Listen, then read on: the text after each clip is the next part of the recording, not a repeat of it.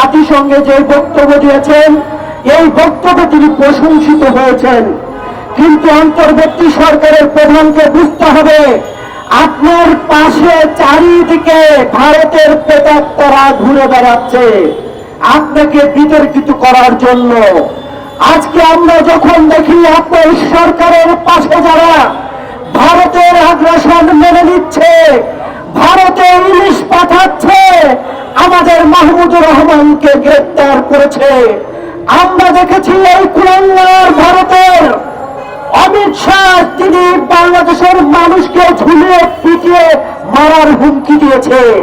আমরা দেখেছি বিজেপির নেতা প্রমোদ কিশোর, তিনি বাংলাদেশকে ভেঙে খান খান করার ষড়যন্ত্র এবং হুমকি দিয়েছেন, এবং তিনি বলেছেন বাংলাদেশে নাকি শেখ হাসিনা, শেখ মুজিবুর ছাড়া তার কোনো বন্ধু নেই।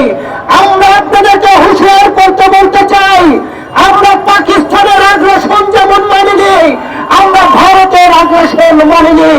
৭৮ বছরের যুবতীর সাথে আপনারা প্রেম করেছিলেন, শেখ হাসিনার সাথে, বাংলাদেশের জনগণের সাথে আপনারা প্রেম করেন নাই, যার কারণে ভারতের আগ্রাসনকে আমরা তাড়াতে বাধ্য হয়েছি।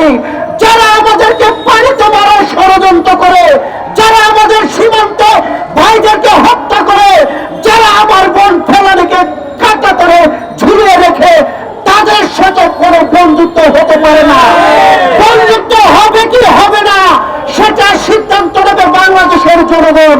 আমরা ভারতের বিপক্ষে নয়, তবে এই মোদী সরকারে যারা আছেন তাদের অপকর্মের বিরুদ্ধে, যারা গত 17 বছর আমাদের ভোট দিতে পারে নাই, গণতন্ত্রকে গলা টিপে হত্যা করে ৭৮ বছরের যুবতীর সাথে প্রেম করে বাংলাদেশকে কোনো হত্যা করেছে, তাদের সাথে আমাদের কোনো বন্ধুত্ব নেই।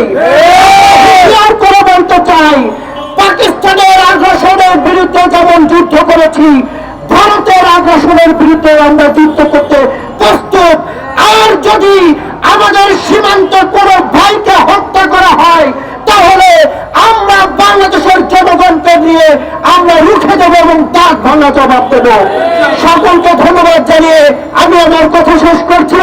এরপর যে বক্তব্য দিয়ে আসবেন আমাদের সকলের প্রিয় মানুষের নেতা, বিএনপির ভাইস চেয়ারম্যান জননেতা জনাব শামসুজ্জামান গুরু ভাইকে প্রধান অতিথির বক্তব্য দেওয়ার জন্য আহ্বান জানাচ্ছি।